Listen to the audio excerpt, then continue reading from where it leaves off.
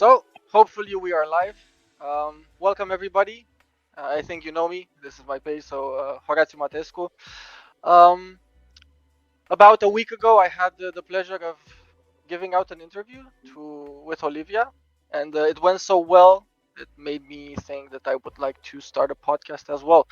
So, looking forward to it. Right here we have Olivia Marcu-Iordanescu. She's the founder and chief legal strategist at spotlegal.io.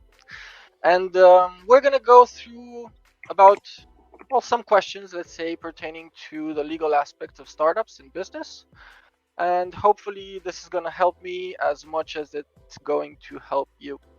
So, yeah, Olivia, please tell us a little bit about yourself. Oh, gladly. I was just in the makings, so to say, because I was trying to add this also to stream it to my pages. Sure, no problem. But I guess I can introduce myself. That would be nice. So, hello, everyone. I am Avocat Olivia Marcu-Iordanescu, and I partner with high-performing technology companies to streamline their legal processes so they get ready for funding. I'm very passionate about funding actually as a means to an end, not as a purpose in itself. I think it's very important to consider funding in the first place because it's something that can really speed up the process for technology startups. And thank you for the invitation, Horatiu. I'm also the founder, like Horatiu said, of spotlegal.io. It's a legal solutions platform that I launched last year. And I'm happy to share from my experience today with everyone watching us. And thank you for having me here. It's really an honor. It's a pleasure. You're the first. Hopefully, you're the first of many. But not the last. Definitely not the last. So you were talking a little bit about Spot Legal. What are exactly the services that you offer through Spot Legal? It's more a legal solutions platform. And what I had in mind initially when I started the platform was to bring legal solutions closer and faster to make them available to smaller and medium-sized businesses. In the meantime, it's starting to grow into something else, and just finding a way to combine my passion for funding and tech with helping smaller businesses that are in the beginning of their journey. I've worked with coaching professionals, for instance, or software developers who are just starting up in their journey, and really try to scale this part of the legal solutions, but also serve companies who are more mature, more emerging. They are in their scaling process, and to bring that experience and expertise to them because I think it's invaluable. That's awesome. So you get them from the prototype stage, let's say, all the way to businesses that are already working, already in the market and producing, let's say. Exactly. And basically, it's because I've worked with founders at every stage and level of their growth in their business, from idea stage to growing and scaling. And I thought, why not? I mean, you will be surprised, actually. The problems are not very different. You would think that they are. They just require a different level of expertise and maybe legal wording and so on and so forth. But somehow what I discovered in my 17 years of working in-house with multinational companies and with founders internationally is that there is a common theme, there is a common problem, there is something that the founder always struggles with on the legal side. And these challenges come from the multi-jurisdictional, the cross-border aspects of transactions, the fact that a group of companies can have subsidiaries in several jurisdictions around the world, but we're all kind of facing the same issues and challenges. Okay. It's not, Hopefully we will elaborate a little bit more. Of course. So I think this gets us to our first question. when it, let's say I'm a founder, I'm just starting out, I just had an idea, I was in my house, just had a great idea of a business, and now I want to get started, right? So when it comes to choosing the right business entity, how would you go about this for Yeah. startups? I hope you don't expect a legal opinion on the spot on this. No, no, no, of course, just your opinion. I was just checking to see if I'm also live. Yes, I'm live. Just my opinion, not Mhm, a legal opinion. No, but seriously though, this is a very frequent question. So most founders will ask in the beginning of their journey how best to structure their business, in which jurisdiction to incorporate. This is one of the most frequently asked questions. But as I was saying already, this question doesn't change in time. Like uh-huh, as the business grows, you start having other challenges of going into new markets, mhm, of facing other local regulations. Or it's one thing to go to market in Europe, and it's a different game to go to market in the USA or in Canada, or I don't know, or vice versa, right? So, yeah, I think it's a good question. And I can't give you a straight answer like, go and incorporate in Delaware or in yeah, Romania or in Germany or whatever, because there is no one straight answer. mhm, It depends on so many things. And I'll give you an example because I think that will give you some base to find an mhm, answer to your question, or at least to understand where to start looking for some okay, answers, right? sounds um, good.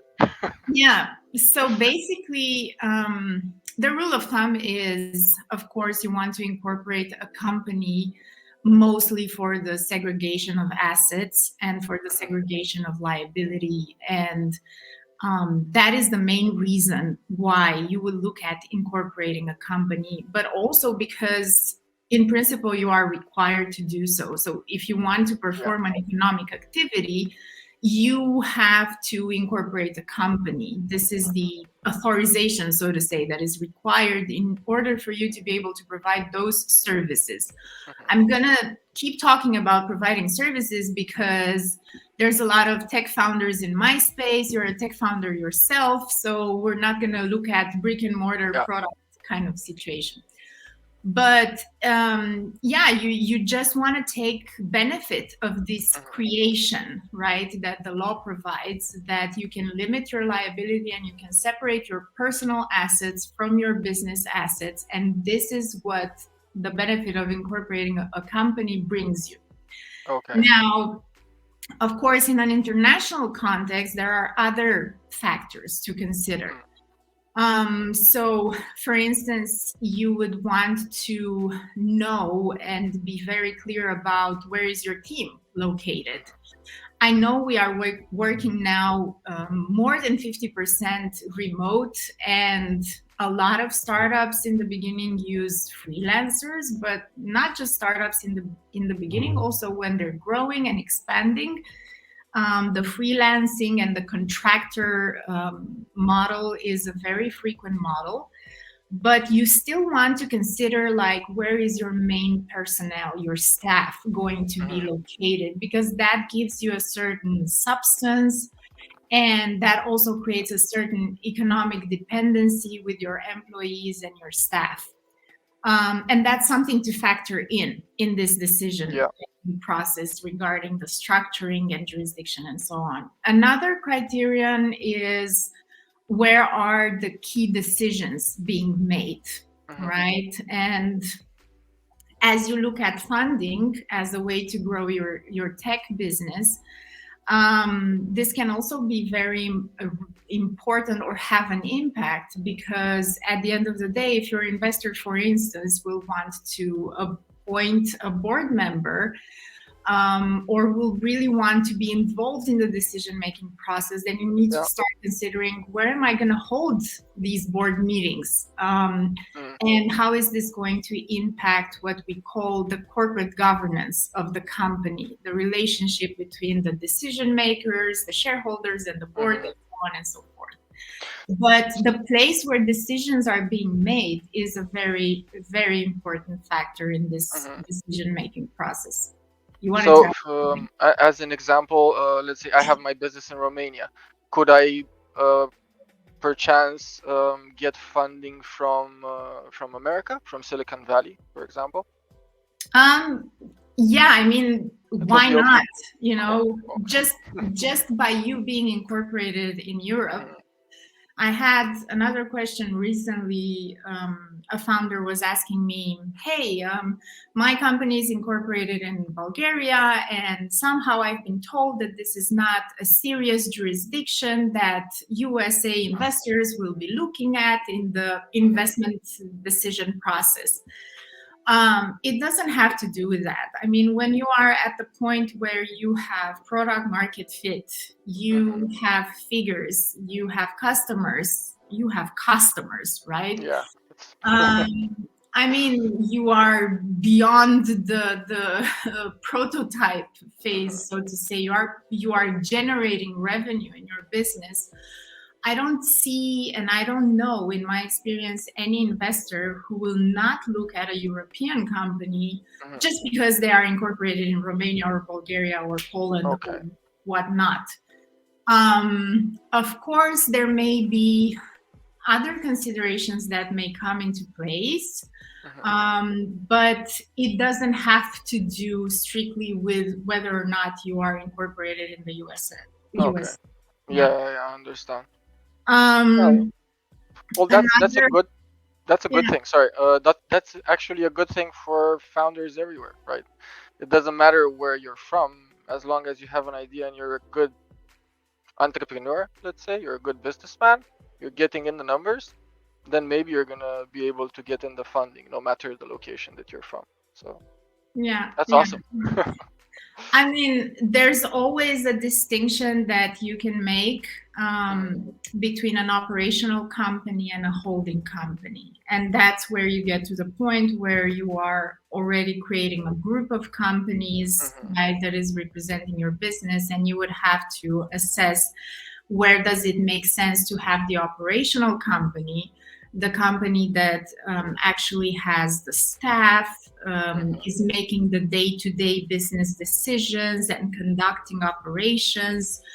The sales are there, the sales yeah. team, let's say, versus a holding company that is holding participations in the operational companies, and Mhm, a holding company that is the level where investors and shareholders meet, make mhm, decisions, and then they, as part of the corporate governance structure, push them down, so to say, for them to be executed and ensure that the strategy going forward is put into practice, right? understood. Okay, So, yeah, that's definitely not a reason to get stopped perfect. in the growth process. I mean, Um, I've gone through, like I said last time, I've gone through quite a few ideas since I was young up until now, until I got to the stage where I took it upon myself to stop quitting. You know, I was like, okay, I'm gonna do this for years and years. At yeah, one point, it's going to work, so it's good. But yeah. yeah. I recognize the coaching skills in you. Oh, It's great. No, that's the awesome. mindset is everything in this Hmm. process, I Totally. have to say, because the founder journey is packed with challenges. And, I like to think that I make the legal challenges for founders a lot less stressful, so that you as founders have time and peace of mind to focus Hmm. on what's really important to you, like developing product or growing Of the course. team. But yeah, it's just one less thing to worry about, right? Hmm. And it's super important too. It's cool that you said this because there's another worry that I've seen all around when it comes to that's friends and family and everybody in between. When you have a good idea, right? Yeah. Everybody says, "Hey, hey, this is my idea, but don't tell anyone, because maybe somebody's gonna steal it." Hmm. And I think that this just goes into our next question when it comes to intellectual property, or you have an idea, you want to put it on the market, but suddenly you think about the fact that, wait, there's other people that have much more money, have much more influence than me, and Mm, it's quite easy for them to just take it, make it again, and make it better, and have enough resources to bring it to a whole nother level, right? yeah. Well,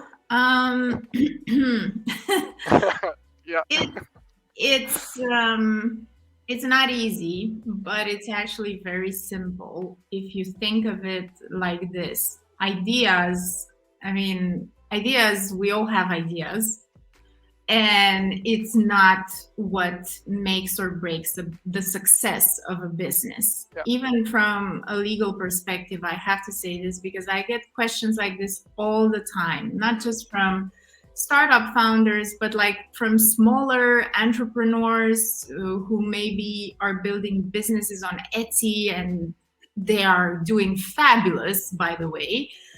um, you can't protect ideas, right? We If Of there's course. something we human beings have in common, is we are full of ideas. There is this creativity factor that characterizes us as human beings. It's unique to us, right?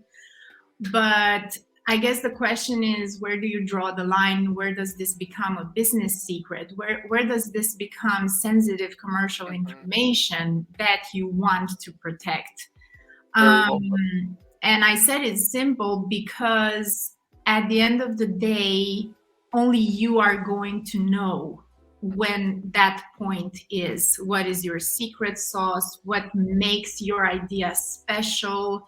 The processes that it requires in order to put it into practice. And of course, you can get some legal guidance and counsel on how you can protect that, but the approach is basically twofold. You have to have like an outward approach towards your intellectual property and trade secrets, but also like an inward approach. And the outward approach is, whenever you are coming into contact with people who are outside of the company, you have to make sure you have the contracts in place, the contractual clauses, your business terms that protect your intellectual property and trade secrets and so on. But also when you come into contact with investors or new business partners, outward, what you do is that you always sign an NDA, for instance, right? Okay. But and just because that's the thing, you're not going to be able to know in this stage of the business when you are Mhm. starting up exactly. You are basically in a discovery, in a creation mode, right? You are creating the secrets of the Mhm. business. So yeah, better safe than sorry. Always sign an NDA, always make sure you have the appropriate wording in all your contracts, make sure you sign contracts, right? And this is Mhm. your outward attitude, so to say. But there's the Okay. inward part too that has to do with internally in my team, with the people that I'm working, the software developers, the people who are doing the user experience, or the, I don't know, the designing the processes internally.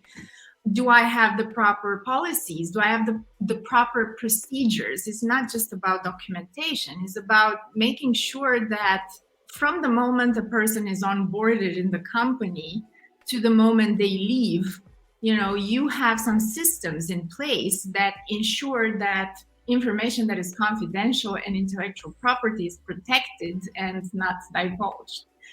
Yeah. So But yeah. still, I think there's a point at which you start doing this, right? Because if you just got the idea, you're looking for a programmer or somebody that could design your product or anything of the kind. At first, I believe most startups or most entrepreneurs don't really think about the legal aspects of the business. They're like, okay, I just want to test this. I want to see if it works. Just bring it out to some people, and then if it works, I think people start thinking about the legal aspects of business. Yeah, in practice it happens this Yeah, way, but it as shouldn't be like this. as an attorney, I would always say, no, this is the foundation of your Okay. business. And this is something I also share in other communities when I'm mentoring or so on. This is part of the legal foundation of your business, because you don't want to end up in a situation like, the Mark Zuckerberg Facebook, Hmm. where no, it was my idea, no, it was my idea. Yeah. And then there you are, left outside. And no, you want to start with this. It's about bringing integrity and protecting your assets as a startup. Okay. Yeah, I totally understand what you're saying. I mean, hopefully this interview actually opens some eyes, to some people that would like to start or have already started a business. And Yeah. yeah, guys, just take care of your legal work. If you want to be successful, just put bricks, not wood planks, let's say, and Yeah, build yeah, your first yeah. Good bridge. point. Yeah. Good point. Solid bricks all the way. No, I mean things like registering a bare minimum, registering Hmm. your trademark. Even when you're a startup, there are grants for that. By the way, in within the European Union, it doesn't have to cost an arm and a leg. Okay. But it's so important. I mean, Hmm. you just can't launch without having a registered trademark, and Okay. I'll and take no note. investor Registered is, trademark. yeah, yeah, because you risk putting your product out there and Mhm. then end up having to rebrand everything because you didn't register a trademark, and Yeah. someone else is suing you or giving you an IP infringement notice, and you have to withdraw everything and start all over Hmm. again. Whoa. Okay. Yeah. That's something you don't want happening to your Yeah. business. Even more so when you're just launching or you're just starting out. So. Yeah. That's a definitely no go. Don't launch before you've registered your trademark. And then if you're a platform as a service or an app, a software as a service solution, you have to have the terms of service in place before you give this out to users. And I would highly recommend that even before releasing a beta version, right? Like a Mhm. testing version. That's definitely a must. And that's actually what we are striving to streamline and automate and simplify a lot for such businesses on the That's awesome. Spot.io platform, to create legal templates for such Hmm. things. So do you have like a package, let's say, of documents that startups should draw up when they're first developing their Yeah, I business, mean, let's say? yeah, there are bundles on the platform, and we can share those in the comments. But the point is, it's a starting point, Hmm. right? It's always going to be a customized solution, Hmm. but we are trying to make this easier, more accessible to smaller companies and to startups. But definitely have a look on the platform at what's available there, and we can Yeah, take it from we'll there. do. Hmm. Hmm. That's awesome. So, okay, we are helping the people start their business, right? Yes. Let's say they started their business, everything went great, they had their first clients, they have a, I don't know, monthly reoccurring revenue of $2,500, which is not much but not little, right? They're producing revenue, their idea is okay. Yeah. um what should we be aware when raising funds? So how do we start raising funds? Sorry. Oh, okay. Um, This is a big one, right? it's such a large topic, right? Where to start?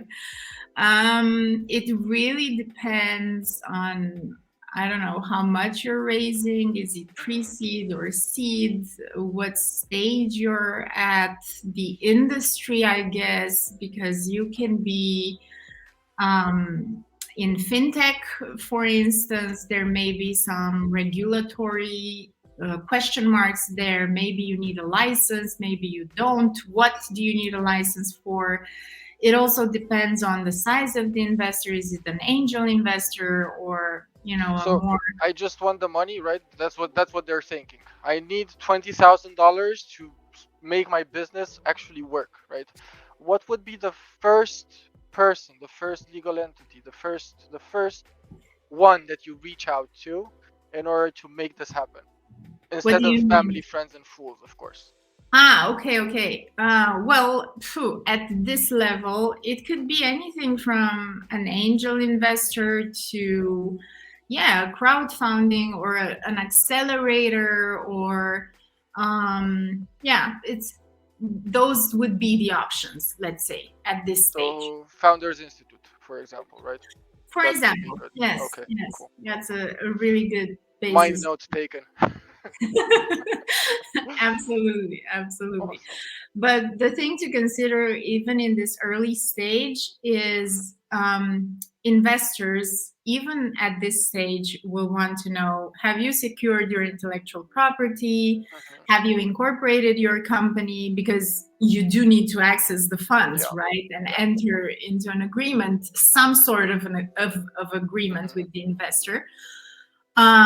So incorporation, intellectual property, trademark registration included, but maybe more, not sure. And then securing your team. So, like for instance, when you're a technology company and one key team member is your software developer, you definitely need to have a contract with them in place, and the investors are going to look at that. They're going to want to see that. Of course. So you Absolutely. just read my mind, right? Um, like I think this is gonna be like the last question that I have time to ask you. Yeah. So, um, you just started out, like I said, you have the business, you have the idea, you want to put it into place, but you do not have the co-founders, right? Yeah. What give me just one way, right? If anybody from the stream or everybody that's gonna watch later is gonna check this, Yeah. one way that you can actually convince people or make people, how would you say it, um take charge of your business as if it is their own, Yeah. right? I mean, you gave your own answer, Mm-hmm. Horatiu. It doesn't take a legal strategist Mm-hmm. to figure this out. But yeah, you offer them to be a co-founder with Mm-hmm. you, Mm-hmm. and you So, draft the documents in such a way that they are incentivized, maybe to get equity in the company, mm-hmm. or that's a good starting place. Okay. Because there can you can remunerate them, but there can also be a situation where, as a startup, you don't have the funds to Mm-hmm. remunerate, Mm-hmm. right? Of course. A person with this expertise and experience, because you do need someone experienced to develop the solution together with you. And Mm-hmm. so you can offer them equity, definitely, and you Yeah. can structure this contractually with them. It's absolutely doable. So could you actually structure the contract in such a way that if they don't do what they said they're gonna do, the stocks or the let's say the part of the company that you gave away comes back to you? um, yeah, sure, you can have a Perfect. mechanism to buy back, Mm-hmm, to mm-hmm. reacquire Get it back. the shares. Yeah. Cool. Okay. So then this one is fixed as well, right? All we have to do is get the clients now. That's all. No, And but we're off and running. seriously, that is, and that should be your number Yeah, one priority. The totally. client, the customers, absolutely. Okay, And just bringing value. yeah, yeah, exactly. Serving, Hmm. being of service. Thank you very much for the invitation, I mean, Horatiu. it's my pleasure. It was the first of many. Like I said, it's not the last one. So I really want to see you in I don't know, a couple of months or whenever you have the time to Sure. discuss a little bit more. Maybe the people that are going to see this stream are going to be able to ask some questions in the comments. So we check the comments and we will answer the questions if you have any. Um, Absolutely. Yeah, and feel free to follow me on my LinkedIn of course. page. I will share the link with you in the comments, and I'd be happy to connect with you. She's awesome, by the way, guys. So don't be afraid to ask her anything. I'm sure she will help. So it's okay. Thank you. Yeah. Thank So, you. one last thing that you would like to transmit to people before we go to our businesses. Yeah, just legal can look like such a complicated thing, but actually it doesn't have to be this way. And I'm on a mission to make it. It's not easy, but I can definitely make it simple for founders out there. And I look forward to working with those of you who are committed to scaling and growing, and to share fundraising hacks. So That's join me on awesome. my LinkedIn page and let's keep in touch. Also, you can check her LinkedIn page. Every week she does something different. So, yeah, totally add her. Sometimes I do a headstand. I mean, if it works, if it brings value, it's perfect. Oh, yeah. Okay, guys. So yeah, this was it. This was our first session. Hopefully you enjoyed it. And I think I'm gonna keep this for another, I don't know, every 2 weeks or every month, whenever I find people that are at least as interesting as Olivia. We are going to jump on it and hopefully bring value to you guys, because that's what this is all about. Great. Goodbye, guys. Bye.